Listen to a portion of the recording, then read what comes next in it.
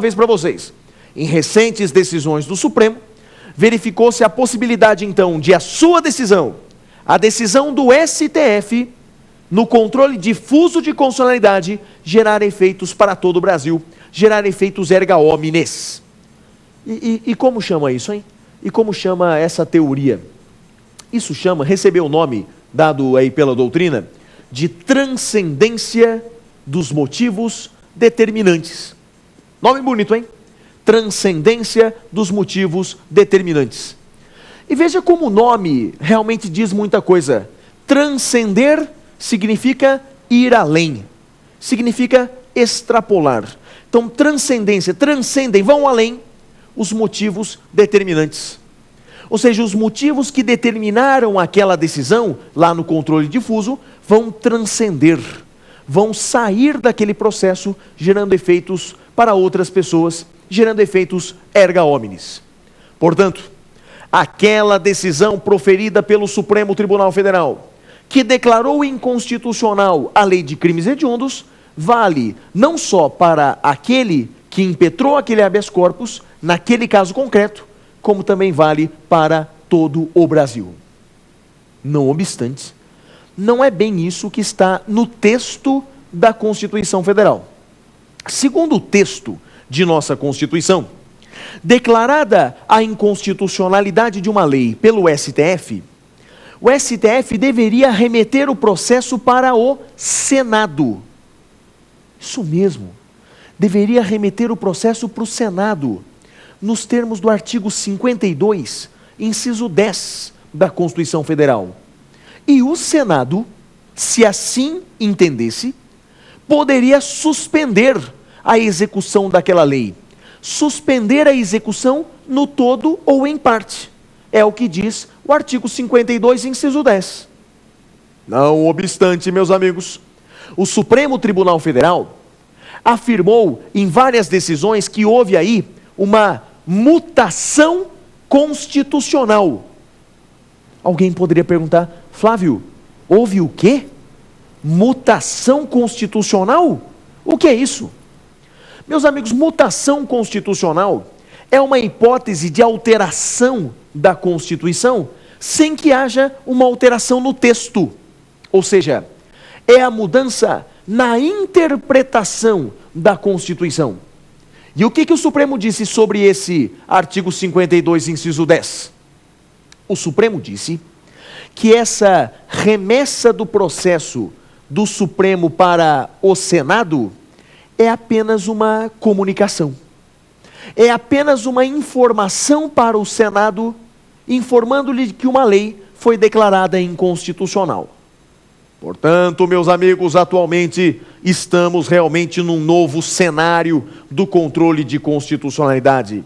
Nem tudo aquilo que você lê na Constituição Federal é aplicado na prática. Então a informação é: o Supremo muitas vezes, ao declarar uma lei inconstitucional no controle difuso, faz com que essa sua decisão no controle difuso gere efeitos erga omnes, gere efeitos para todo o Brasil. Esse, como eu disse, é o princípio da transcendência dos motivos determinantes. Disse, por conta disso, que aquela remessa para o Senado, prevista no artigo 52, inciso 10 da Constituição, ela tornou-se apenas uma comunicação para o Senado, uma informação para o Senado que uma lei foi declarada inconstitucional. Portanto, meus amigos, em resumo, o que você tem que saber sobre o controle difuso de constitucionalidade? Algumas informações rápidas. Vamos fazer aqui uma rápida lembrança sobre o que estudamos nesse primeiro bloco do programa de hoje, o programa Prova Final. Primeira coisa, vimos que o controle difuso é a possibilidade que qualquer juiz tem de declarar uma lei inconstitucional. Então, no Brasil, qualquer juiz pode declarar uma lei inconstitucional. Disse para vocês que o juiz só pode fazer isso dentro de um caso concreto. Então, dentro de um processo, dentro de um caso concreto, o juiz pode declarar uma lei inconstitucional. Vimos que o controle difuso surgiu nos Estados Unidos, num caso na Suprema Corte Americana conhecido como Marbury versus Madison. Vimos que no Brasil o controle difuso de constitucionalidade surgiu na Constituição de 1891, conhecida como Constituição de Rui Barbosa. Vimos também que os tribunais podem declarar uma lei inconstitucional, mas devem obedecer à cláusula de reserva de plenário do artigo 97 da Constituição Federal. Disse para vocês que o efeito do controle difuso é um efeito inter partes, vale apenas para as partes do processo, mas é bem verdade que o Supremo pode ampliar esses efeitos. É o que vem decidindo em recentes decisões, o que nós chamamos de transcendência dos motivos determinantes.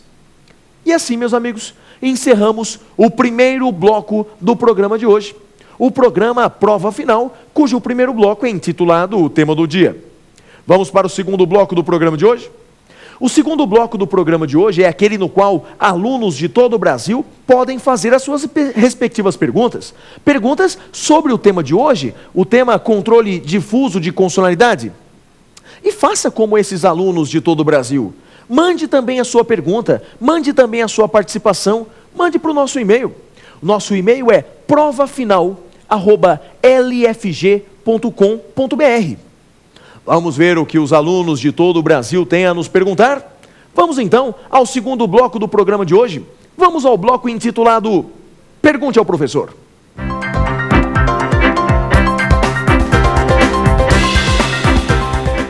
Pois bem, meus amigos, chegamos ao segundo bloco do programa de hoje. Um bloco no qual alunos de todo o Brasil podem fazer suas respectivas perguntas sobre o tema do programa de hoje. Chegamos ao bloco intitulado Pergunte ao Professor. E assim como alunos de todo o Brasil podem fazer suas respectivas perguntas, você também pode participar do nosso programa. Basta mandar o seu e-mail. O nosso e-mail, nosso endereço eletrônico é provafinal@lfg.com.br. No programa de hoje, como eu já lhes disse, nesse instante, alunos de todo o Brasil poderão fazer suas perguntas sobre o tema da aula de hoje, o controle preventivo de constitucionalidade. Vamos ver quais foram as perguntas feitas pelos alunos de todo o Brasil? Vamos à primeira pergunta do programa de hoje. Vamos a ela? Pergunte ao professor.